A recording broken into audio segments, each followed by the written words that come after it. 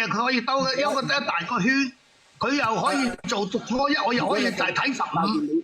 你喺我身邊發現你早啲着咗落去啊！講真，早啲着咗你踩車唔係。阿李總，你又低高估咗你自己，講真難聽嗰句啦。我如果係我面對你嘅，我又唔係咁嘅路數啦。真嗰句㗎。你哋可唔可以等1分鐘唔好講嘢字啊？好。我走攞支水先，你哋咪講，我跟住封號啊。嗰啲水先係嘛？你冇飲多水啊！睇你天姐姐飲水都會肥喎。咁啊，講你單陣你有兩蚊，踩嘅呢啲一係有平。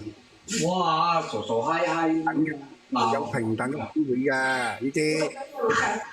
你可能你未必一定有錢嘅，有錢過你嘅。你要雖然哥哥仔上邊32歲哥哥仔咧，依家咧係你係人哋嗰個仔咧係咁樣嘅，每個月要幾錢去睇。去咩某院睇，你明嘛？呢啲要睇定人哋。你60幾歲，你勾人哋30幾歲女人。喂，講話檢點啲下，唔係叫勾。喂，你話如果你懂法嘅，你唔能夠用詞語太快攻擊人哋喎。你唔好當我傻嘅喎。但係點樣都好，阿李總。今日新年流第初5，你上嚟講咗幾句話，你提點咗我會防範，唔該晒。唔好講聲，唔該晒。阿公得罪嘅你嘅身家可能未得到我一個長腳嘅錢咁樣。我冇錢㗎，我冇錢㗎。阿李總，你到底做乜鬼㗎？李總，我喺珠江新城住㗎。冇錢啊！我珠江新城貴嘢喎，唔怪之啦。冇錢嘅唔係，阿李總，我唔好意思，我唔係同你攀比啊！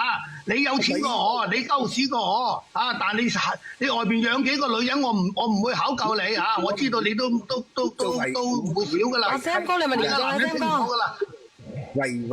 喂，屌你咁就係啦，好啦講啦，李總啊，就係我唔好話詆毀你一句啦，你就係你講話個話數啊，窒頭窒腦啊，就係呢樣嘢你都上唔到位啦。你講實際，我承認你可能係有錢，但係咧我亦都唔考究你出邊養幾個23、24，冇所謂嗰啲嘢，我唔同你攀比，亦都唔同你攀比有冇錢。我家姐係我嘅家事啊，你想講兩句我尊重你，但係你講到古靈精係同我攀比喎，使乜同你比啫？我日日過得開心快樂過你，點啊吹啊！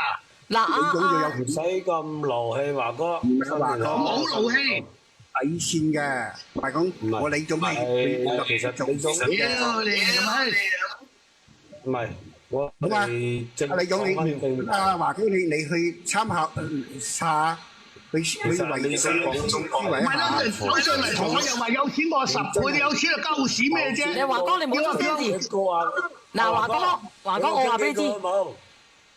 華哥，你同阿 Sam 哥傾，因為阿 Sam 哥同你都差唔多嘅嗰啲氣質。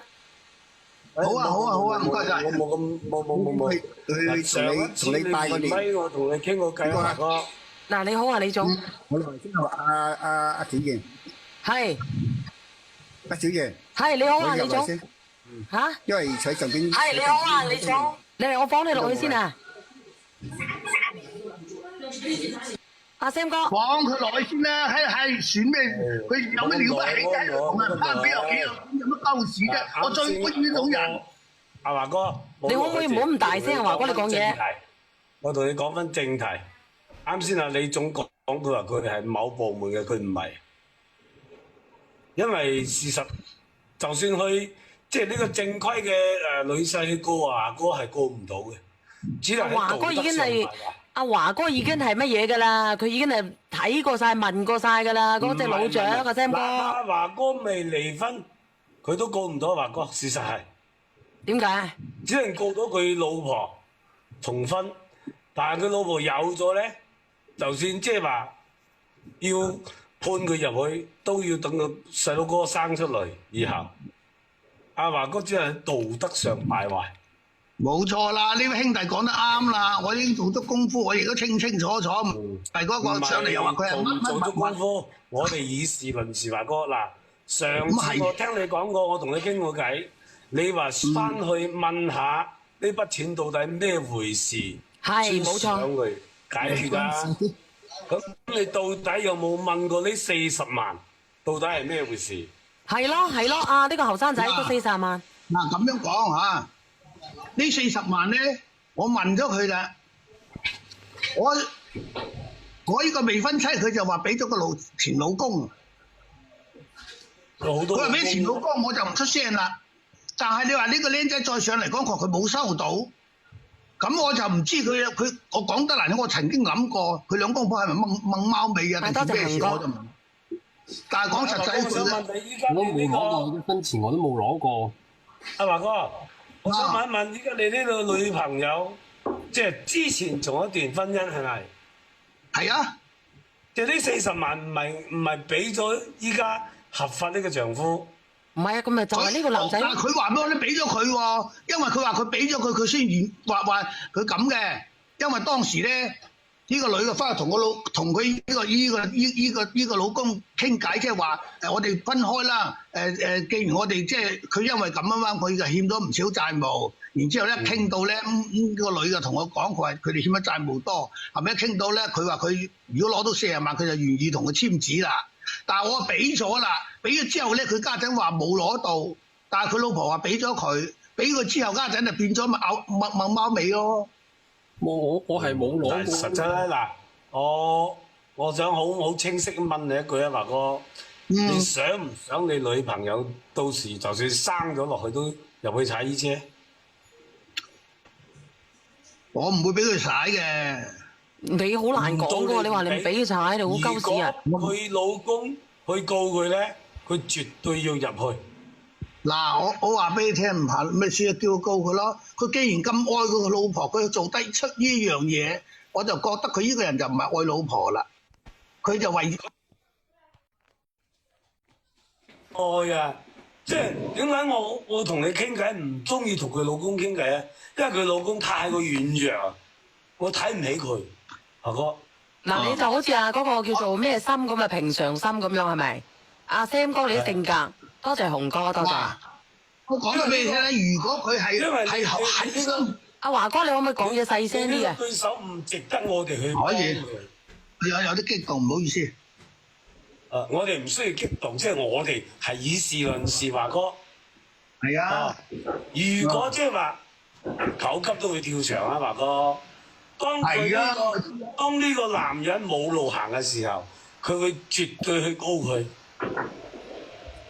當然佢告唔到你，你只能喺法律道德上去譴責你，即係話你道德敗壞。冇錯咯，道德上啫，我都問過你。衰即係話衰到透，佢都係拘留你幾日。呢個係最壞嘅打算。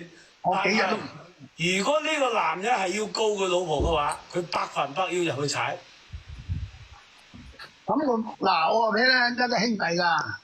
佢要係做到呢一步嘅話咧，要等個老婆生咗，係啊，然之過咗哺乳期，再等到佢再到哺乳期過咗，先可以實行到。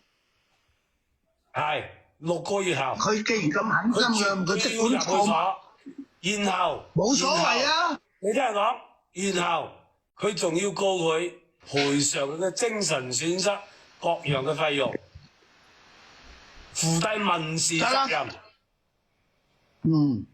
好，如果係有呢40萬，佢又話佢俾咗佢咧，佢嘅行為又涉及詐騙行為，佢唔止判重婚嘅喎，佢最少坐兩條罪嘅喎。咁佢屬唔屬於詐咩騙啊？咁樣啊？絕對屬於。你覺得屬於咧？因為佢呢個講嘅嘢係唔成事實，佢話佢俾咗佢，而且佢仲要叫佢老公。為咗佢去出面借咗咁多錢，啊！你有冇轉帳記錄啊？呢個後生仔啊，有冇啊？聽唔到講嘢。喂？佢起碼要最少要承受3條罪去入去。你生落嚟。喂，呢個後生仔，你有冇轉帳記錄啊？啊，絕對。咁冇正帳記錄死喎。你呢個女朋友咧就3年起步。我都係嗱，呢啲你好清晰啊，華哥。幾啫？啊，呢啲嘢就後，呢啲係後。